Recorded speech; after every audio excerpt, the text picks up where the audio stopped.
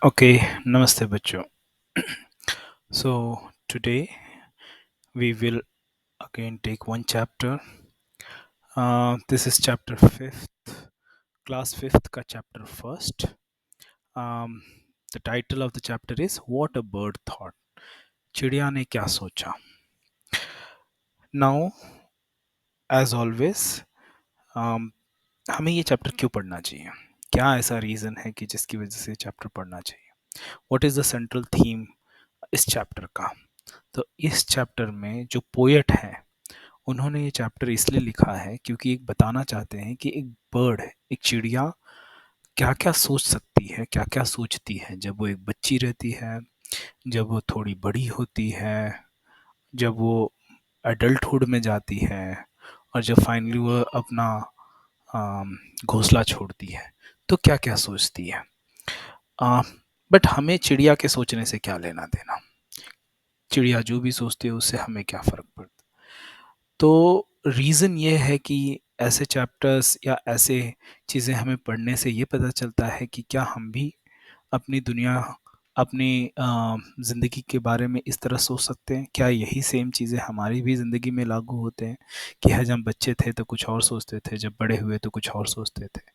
सो कवि हमें कहीं न कहीं अ, हमारी लाइफ और वो चिड़िया जानवरों की लाइफ के बीच का कंपैरिजन बताना चाहते हैं. वो आपको सोचने पे मजबूर करना चाहते हैं कि क्या आप जब छोटे थे और जब उससे थोड़े बड़े हुए तो क्या आपका दुनिया देखने का तरीका, नज़रिया बदल गया.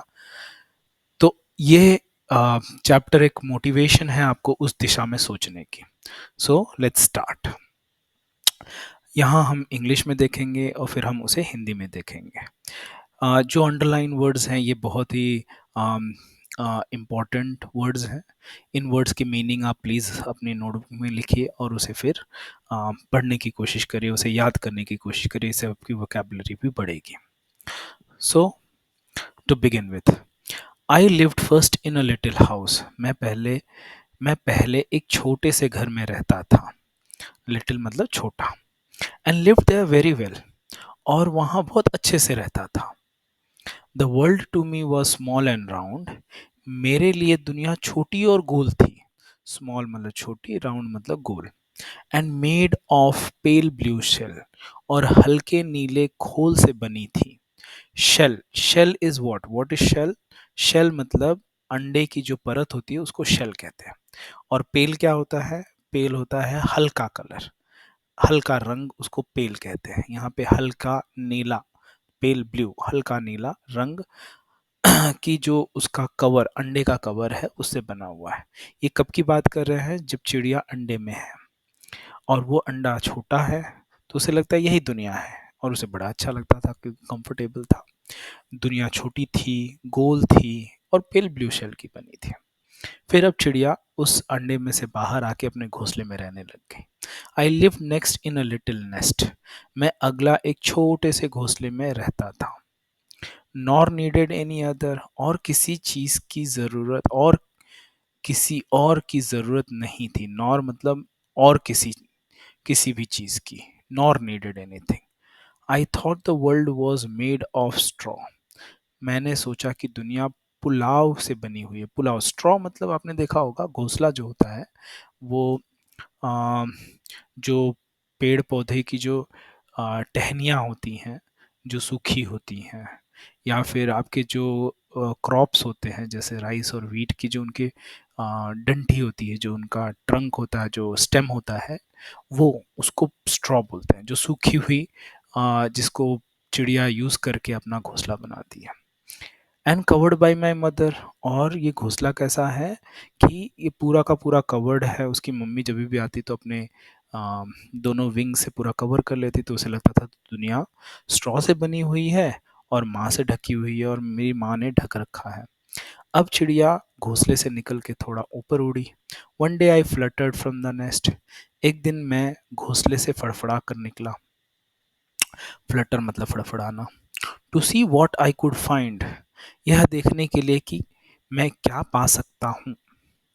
I said the world is made up of leaves. मैंने कहा दुनिया पत्तियों से बनी है. लीव्स मतलब पत्तियां. I have been very blind. मैं बहुत अंधा रहा हूँ. ब्लाइंड मतलब अंधा। क्यों क्यों अंधा रहा हूँ? क्योंकि अब तक वो सोचता था कि चिड़ी कि जो दुनिया है वो छोटी है, गोल है, अंडे की बनी हुई, अंडे की परत से बनी हुई है। फिर उसे थोड़े दिन बाद लगा कि अरे नहीं नहीं नहीं, ये तो घोंसले से बनी हुई है, माँ से ढकी हुई है, पुआल से बनी हुई है। बट जैसे ही उड़ के ऊपर देखा, उसने देखा नहीं यार, दुनिया तो पत्तियों की बनी हुई है, और दुनिया तो बड़ी है।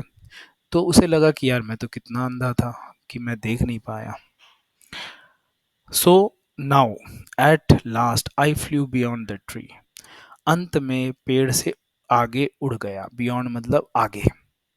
And saw the sky so blue, और आकाश को इतना नीला देखा। आकाश कैसा है? Sky is blue. Now how the world is really made. अब दुनिया वास्तव में कैसी बनी थी? I can not tell. Can you? मैं बता नहीं सकता। क्या तुम बता सकते हो? तो चिड़िया के मन में ये भाव क्यों आया? क्योंकि अब वो कंफ्यूज हो गया है कि यार, जो भी मैं सोचता था दुनिया के बारे में वो तो बड़ा डिफरेंट निकला। अंडे से लेके, घोंसले से लेके, पेड़ पौधों से लेके, अब जब मैं एकदम ऊपर उड़ गया हूँ तो देख रहा हूँ कि आसमान इतना नीला है और सब चीज़ें इतनी इतनी सुंदर है, इतना विशाल है। तो मुझे सच में नहीं पता है कि एक्चुअली दुनिया क्या है।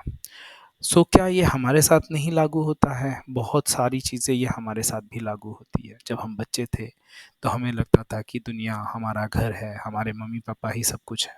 फिर हम थोड़े बाहर निकले तो हमारे दोस्त हमारी दुनिया बन जाते हैं, हमारा स्कूल क्लासरूम हमारी दुनिया बन जाता है। फिर जब हम और थोड़े बड़े होते हैं तो कॉलेज हमारी दुनिया हो जाती है। फिर और बड़े होते हैं तो ऑफिस हमारी दुनिया हो जाती है। फिर जब हम बूढ़े हो जाते हैं तो वापस दुनिया चेंज हो जाती है। इसलिए ऐसे ऐसे सोचना कि दुनिया एक जैसी है वो गलत है, एंड वो जो दुनिया है वो गलत है। तो इसके लिए हमारी विचारधारा बदलती रहनी चाहिए और हमें उसकी वजह से बड़ा होने का भी मौका मिलता है। चलिए आपने, उम्मीद है कि ये सारे वर्ड्स देखे होंगे, आपने ये सारी की सारी वर्ड्स जो है इनको मार्क किया होगा। अब हम ज़रा उसके क्वेश्चंस कर लें। Find and list the rhyming words from the poem. तो यहाँ कौन कौन से राइमिंग वर्ड्स हैं? राइमिंग वर्ड्स वो होते हैं जो एक जैसे साउंड करते हैं, जैसे well, shell, other, mother, find, blind, blue, you. तो ये सब राइमिंग वर्ड्स हैं। Learn and recite the poem. तो हमने तो ये पोएम पढ़ा, तो आपको इसे एक दो बार और पढ़ना है, इसकी मीनिंग्स को समझना है। Describe the following in one or two lines.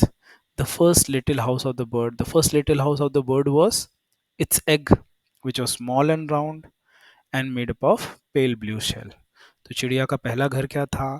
छोटा सा अंडा जो कि स्मॉल एंड राउंड था, और किस चीज़ का बना हुआ था? पेल ब्लू शेल, मतलब हल्के नीले रंग का बना हुआ था।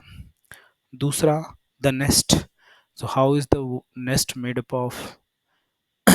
So the nest is made up of straw. उसके हिसाब से दुनिया जो है पूरी स्ट्रॉ की बनी हुई है, क्योंकि उसका घोंसला स्ट्रॉ का बना हुआ है। एंड कवर्ड बाय मदर, और माँ से ढका हुआ है, तो उसे लगता था दुनिया भी माँ से ढकी हुई है। Now the third, the world around birds nest. अभी बर्ड के नेस्ट के आजू बाजू कैसी है? The world is made up of leaves. तो पूरी दुनिया किस चीज की बनी हुई है? पत्तियों की बनी हुई है। So this is how you can describe in one or two lines about the world. Now coming to the last question. Imagine the following and write about each in your own words. What the world looks like to a baby. तो जैसे मैं आपसे बता रहा था कि एक बच्चे को कैसे दुनिया लगती है, उसे लगता है कि उसका घर ही दुनिया है। The world is its home, the four walls of its home, and its parents are everything in the world. So that is how the world looks like. अच्छा, how what the world looks like for a fish? So for a fish, how will the world look like? The place where it swims, the water, the blue water. If it is a lake, the lake is the world for it. If it is a pond, the pond is a world for it. Or if it is an aquarium, then the aquarium is the world for it. So similarly, the definition of world keeps evolving. जैसे जैसे हम लोग बड़े होते हैं वैसे वैसे दुनिया की परिभाषा बदलती चली जाती है, और ऐसे पोएम हमारे लिए बहुत इम्पोर्टेंट है, दुनिया को देखने का नज़रिया देती है, दुनिया को समझने का नजरिया देता है। Thank you.